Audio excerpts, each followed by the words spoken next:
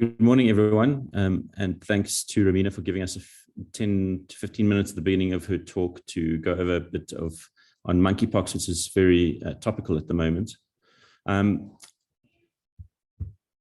just going to go over a bit of an introduction to monkeypox, the current outbreak, which is present in non-endemic countries. Obviously, in endemic countries, there's been an ongoing outbreak for a while. I'll go over monkeypox virology, the clinical features, the WHO case definitions to consider if you want to consider a case of monkeypox, treatment and prevention, and then what you should do if you have a suspected case. I'll end off with a few important links for additional information. And as Jared said, we're not going to have time for questions, so I'll post a few links for additional information, and you're welcome to contact myself or any member of the ID team, or phone the NICD hotline, which I'll give you that number as well. So monkeypox is caused by a virus of the same name, the monkeypox virus, and that is closely related to smallpox. It's an orthopox virus. I'll go through a bit more detail on the virus itself in the next few slides. So it was first discovered in 1958 in a group of monkeys that were taken to Denmark and were taken across there for research purposes. And that's how monkeypox got the name, because it was first discovered in monkeys, not because they are particularly more involved in the disease than other mammals. And I'll go over that as well. So it is endemic in Central and West Africa. And the first human case was discovered in 1970 in a young boy in the Congo Basin in the Republic of Congo. So at the moment, there are 13 countries in which it is endemic, and that includes Benin, Cameroon, Central African Republic, the DRC, Gabon, Ghana, but in Ghana, it's only been identified in animals, Ivory Coast, Liberia, Nigeria, the Republic of Congo, Sierra Leone, and South Sudan. So cases out of South Africa have generally been linked, linked to international travel or important animals. In 2020, there were about 4,500 cases of monkeypox, including about 170 deaths, with a case fatality rate of close to 4%. So this disease is present in Central and West Africa. And from the beginning of this year up until now, there have been a good 1,300 cases in the same region. So why is there all this fuss? And it's because now there's an outbreak outside of the endemic areas. So the first case was discovered in the UK. This was in a traveler from Nigeria on the 7th of May. And since then, there have been about 220 odd cases. Another 7 were announced yesterday from the UK. And these are all in non-endemic countries. And that's why it's gotten everyone in such a fuss. Although, as I said, it has been an outbreak for many years in Central and West Africa. So only one of these cases has an epidemiological link to West or Central Africa, and that was the first patient. Most of these cases have been in young men that self-identify as males having sex with males, and most of these cases have been detected through sexual health clinics where individuals are presented with genital lesions. The symptoms have all been mild. There have been no deaths. I think there's been 1 woman so far. This is all likely to change because this epidemic is developing and there's new information every day. So there were a few large gatherings, gay pride festivals in Belgium, Spain, and in the Canary Islands. And these are tentatively linked to these cases. There's obviously a lot of work going on to establish the links and to identify contacts. And as I said, no deaths or severe disease has been reported as yet. So there have been lots of other monkeypox outbreaks, normally of a few cases. In the USA, there was one in 2003 that was spread by pet prairie dogs. It wasn't actually the prairie dogs' fault. They were kept in captivity with other mammals that had been brought across from Ghana at the time. And so they infected the prairie dogs infected humans, and it spread to about 6 different states in the US. Then there've been multiple cases, small groups from people traveling to or from Nigeria. So monkeypox is an orthopox virus. It's the same genus as smallpox and vaccinia, which is used to make the smallpox vaccine. There are other viruses in this group called there's cowpox pox, there's rabbit pox.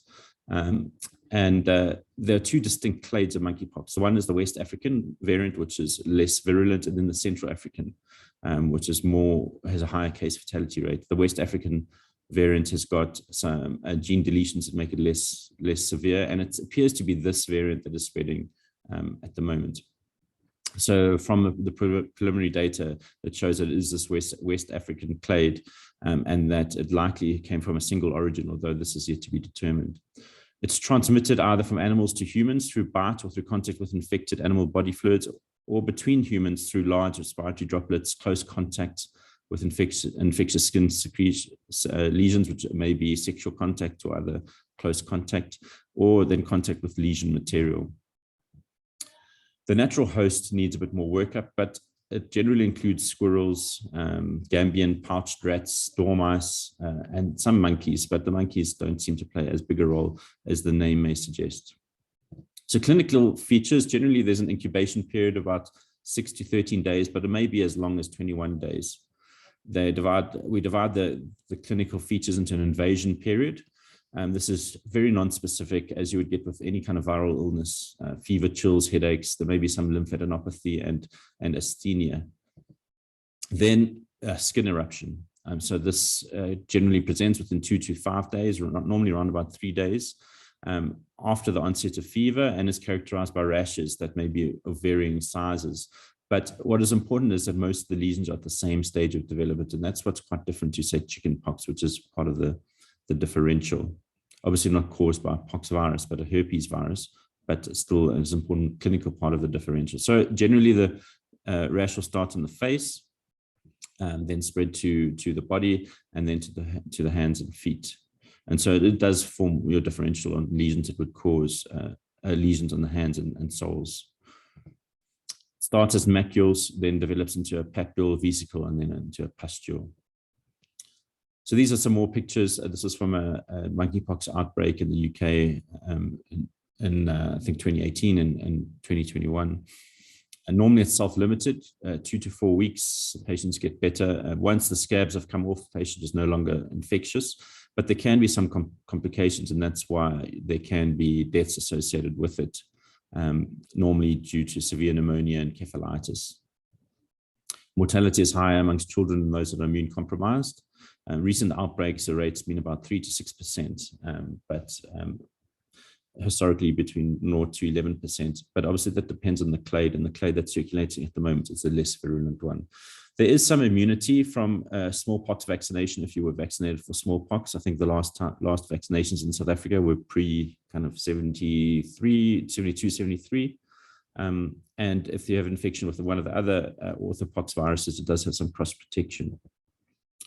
So the WHO has a suggested case definition, and this is under development. And so a suspected case includes anyone with the kind of non-specific symptoms of a high temperature, headache, lymphadenopathy, intense asthenia, followed after 1 to 3 days with this progressive characteristic rash, which generally starts on the face and then spreads out elsewhere in the body. So it's most prominent on the face and normally on the limbs, but it can include the soles and the palms.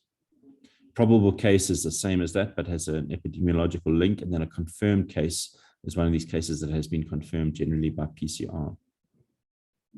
Of course, it's important to consider the differential diagnosis, which is quite wide, and I think this is very important to consider so that the testing services aren't swamped.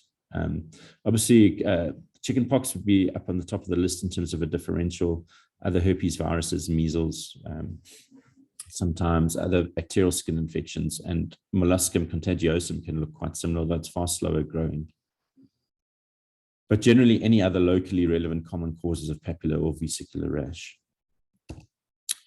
Treatment is generally supportive. Most patients get better without much support. Some can be dehydrated from gastro.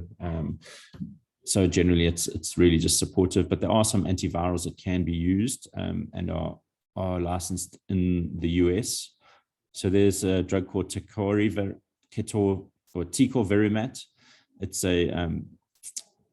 It's a drug that's been developed recently and was I think, granted approval last year. It's a treatment of choice and can be used with brincidofovir in severe cases.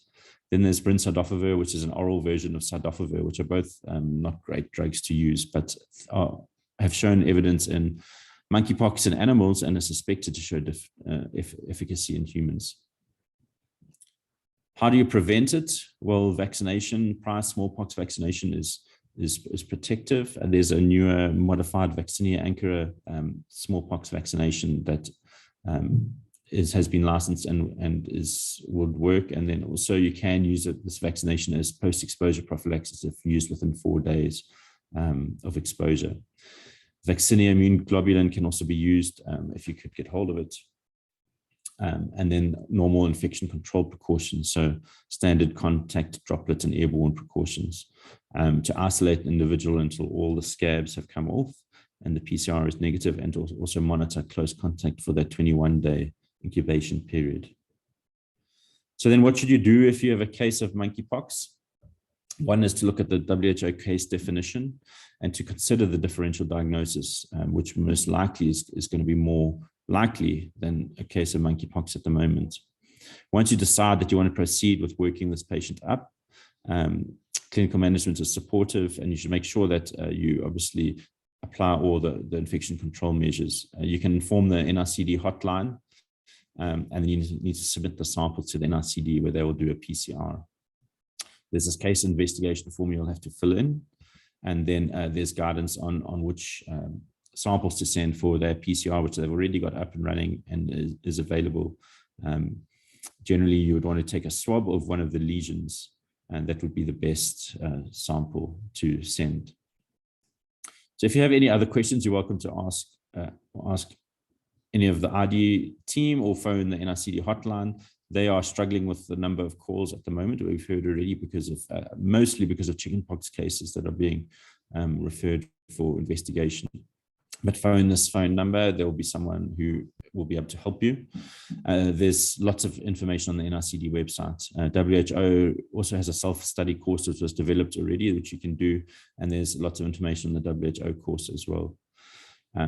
This picture is of a giant pouched rat, which is supposed to be one of the natural reservoirs of the infection. This guy is called Magawa. He was famous for having sniffed out 39 landmines and 28 unexploded bombs in Cambodia, and he was awarded this gold medal.